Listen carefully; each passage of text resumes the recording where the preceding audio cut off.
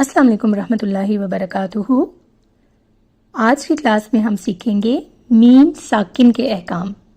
جیسا کہ ہم نے پچھلی کلاس میں پڑھا تھا نون ساکن اور تنوین کے بارے میں، تو نون ساکن اور تنوین کے احکام کی اقسام تھیں اظہار، ادغام، اقلاب اور اخفاء۔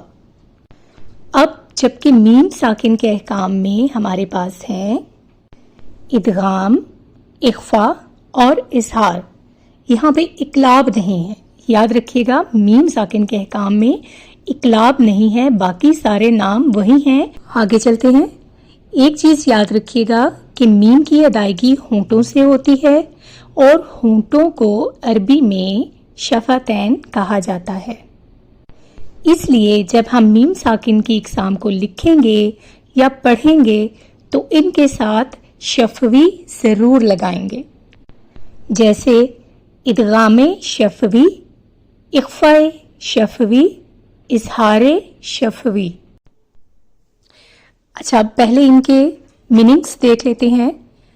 ادغام کا لفظی معنی ہے ملانا، داخل کرنا، وہی وہاں پہ بھی ادغام کا سیم میننگ ہے لفظی، یہاں پہ بھی ان کے لفظی معنی تینوں اقسام کے سیم ہیں جو نون ساکن اور تنوین کے رولز میں ہیں۔ ادغام ملانا، داخل کرنا، یہ لفظی معنی ہے، اور اصطلاحی معنی ہے کہ ایک حرف کو دوسرے حرف میں اس طرح سے داخل کرنا کہ دونوں ایک ساتھ مشدد ادا ہوں۔ اخفاء، اخفاء کے لفظی معنی ہے چھپانا، اس کی اصطلاحی معنی ہے میم کی آواز کو ایک الف یعنی 2 حرکات کے برابر ناک میں چھپانا۔ اظہار، اظہار کے لفظی معنی ہے ظاہر کرنا، اور یہاں پر میم ساکن کے احکام میں اظہار کا مطلب ہے کہ میم کی آواز کو ظاہر کرنا۔ اب آ جاتے ہیں ان کے قواعد کی طرف کہ ادغام کب ہوتا ہے، اخفاء کب ہوتا ہے اور اظہار کب ہوتا ہے۔ سب سے پہلے ہے ہمارے پاس ادغام شفوی۔ ادغام شفوی تب ہوگا جب میم ساکن کے بعد میم آ جائے، اور جب میم ساکن کے بعد آنے والا حرف با ہو تو وہاں اخفاء شفوی کریں گے۔ پھر ہے ہمارے پاس اظہار شفوی۔ اگر میم ساکن کے بعد میم اور با کے علاوہ باقی حروف میں سے کوئی بھی حرف آ جائے تو وہاں اظہار شفوی کریں گے، یعنی کہ میم کی آواز کو ظاہر کریں گے، چھپائیں گے نہیں۔ اب ان کی اگزامپلس دیکھ لیتے ہیں۔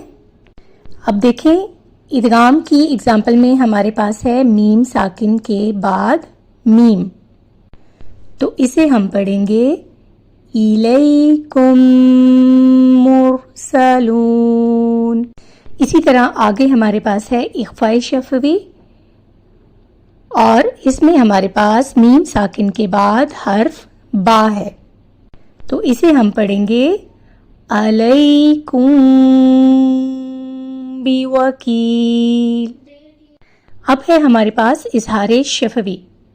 اب یہاں دیکھیں کہ میم ساکن کے بعد نہ تو ہمارے پاس میم ہے اور نہ ہی حرف با ہے، بلکہ یہ باقی حروف میں سے ایک حرف ہے تا، تو یہاں پہ ہم میم کی آواز کو ظاہر کریں گے۔ اور آپ کو معلوم ہے کہ جب ہم اظہار کرتے ہیں تو لمبا نہیں کرتے آواز کو، بلکہ اس کو جلدی سے ادا کرتے ہیں میم کو ظاہر کرتے ہوئے، جیسے کنتم تدرسون۔ اب ہم اس کو ایسے نہیں پڑھیں گے کنتم تدرسون، ایسے نہیں، ہم اس کو لمبا نہیں کریں گے۔ اظہار میں ہم جلدی سے ادائیگی کرتے ہیں، کنتم تدرسون، کنتم تدرسون۔ یہ تھی میم ساکن کے رولز کی اگزامپلس اور ان کی ادائیگی کا طریقہ۔ تو اسی کے ساتھ ملتے ہیں اگلی کلاس میں ایک نئے رول کے ساتھ۔ تب تک کے لیے اللہ حافظ۔